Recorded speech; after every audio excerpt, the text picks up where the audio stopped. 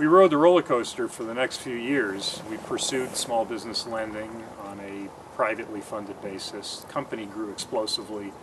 Initially, we went from a few people to 130 people. We signed up deals with the largest financial institutions in the land, organizations like American Express, and Wells Fargo, and Citibank, and many other regional lenders. For a brief shining moment, we were generating an enormous amount of application flow, more than 1,000 small business applications a day on our best days, which was more application flow than any small business lender in the country. But the business model didn't really work that well. We were losing a fair amount of money. It depended on continuing to be able to raise that sort of capital.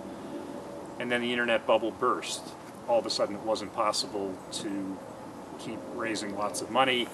We were forced to dramatically overhaul the business model. In the process, 130 people pretty rapidly went down to about 25 people. And we pivoted to an entirely different strategy, no longer focused on small businesses and credit, but instead shifting our focus to large companies that themselves had a lot of small businesses as customers. And our solution became a credit management solution, helping those large companies figure out when to extend credit to small businesses. So everything changed.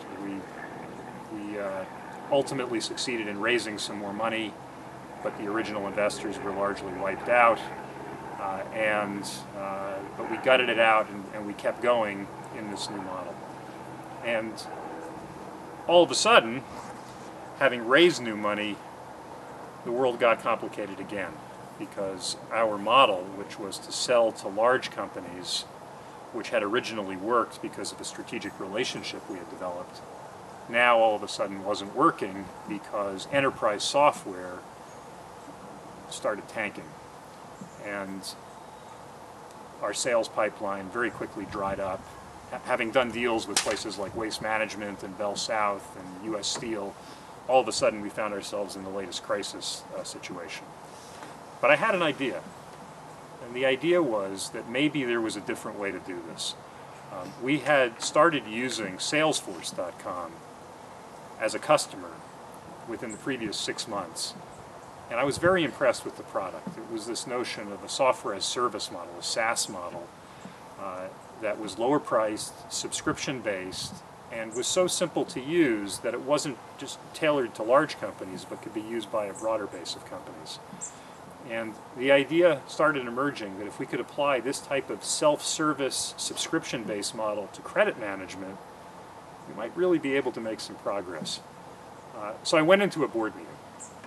And in the board meeting, I wanted to show the challenges we were having in our current strategy, focused on large companies, but also wanted to present what the contingency plan was, this new SaaS idea focused on medium-sized businesses and a subscription-based self-service model. I did what I normally do, which is I pre-sold this to members of the board, because you basically don't want to go into a board meeting without knowing what the answer is. So I always spend time before meetings getting everybody aligned so that the meeting itself was just a formality. Or so I assumed. I went into the meeting and I said, look, we're facing a structural challenge. Enterprise software is having problems. We're having problems along with it, but I think there may be a solution, and we should develop this contingency plan.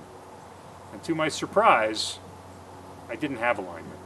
And several of the most vocal board members said, time out, no, we don't agree.